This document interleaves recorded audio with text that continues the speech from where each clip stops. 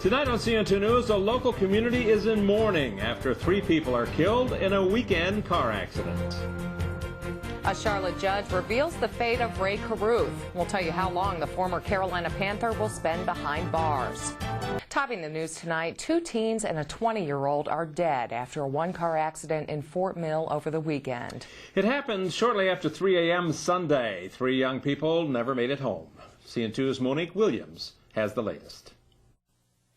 Bob and Kathy, one student that I spoke with today at Fort Mill High School, describes the mood as being not good. Even as we drove up on the school campus, you could just sense the feeling of sadness as the school tries to cope with the loss of what they call members of their family. Very, very somber. Our student body is grieving. It's always very sad and very sorrowful to have to deal with this type of event. After a party Saturday night, 20-year-old Jason Dye and 18-year-old Kelli Lewis caught a ride with driver 18-year-old Thomas Byington. Byington dropped off a 4th student, Eric Prysick, at his own car before the first 3 pulled off. The 3 had been drinking. Officials say their blood alcohol level was twice the legal amount. And while rounding this curve on Gold Hill Road in Fort Mill, something went terribly wrong. When you first pull up at the scene of accidents, you don't expect anything like this. This is what the owner of Evans Wrecker Service saw, a mangled 95 Nissan with 3 dead bodies all around it. And actually one was underneath the car, out the back side. The little girl was on the other side, kind of halfway in, halfway out, and then the other gentleman was kind of crunched down into the passenger seat. Highway Patrol says Byington's car ran off the left side of the road, struck this tree, and overturned several times before landing upside down. Friends and classmates are in shock. Groups of them have been stopping by all day long to see the car and to remember their friends. Bad things happen to the best of people. Is one night of drinking worth 3 lives? It's not at all. I mean, I would, if I could go back, I'd take her away. The accident scene has now become a memorial with cards, flowers, and well wishes.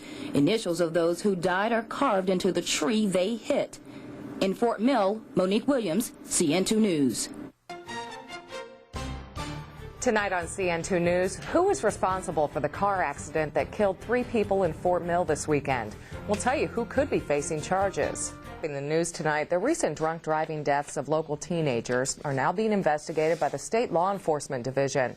The State Highway Patrol has requested that SLED find out who sold or gave alcohol to 3 youths during a party Saturday night. 18-year-old Kelli Lewis, 20-year-old Timothy Jason Dye, and driver 18-year-old Thomas Byington were killed early Sunday morning after their car ran off Gold Hill Road and struck this tree. Officials say each of their blood alcohol levels was .20, which is twice the legal limit. When teenagers are involved in a traffic fatality and there's been alcohol involved, then we routinely do get involved. Because there's a death, we need to find out where the alcohol came from. SLED will release their findings to the solicitor's office, which will then determine whether to press charges. Could a shortage of state troopers on the road be one reason for South Carolina's rising death rate on highways? The state's Highway Patrol Commander, Colonel Ralph Mobley, thinks so. He says more troopers lead to fewer accidents. Now, CN2's Monique Williams spoke to one state trooper today, and he says they do need more eyes and ears on the road.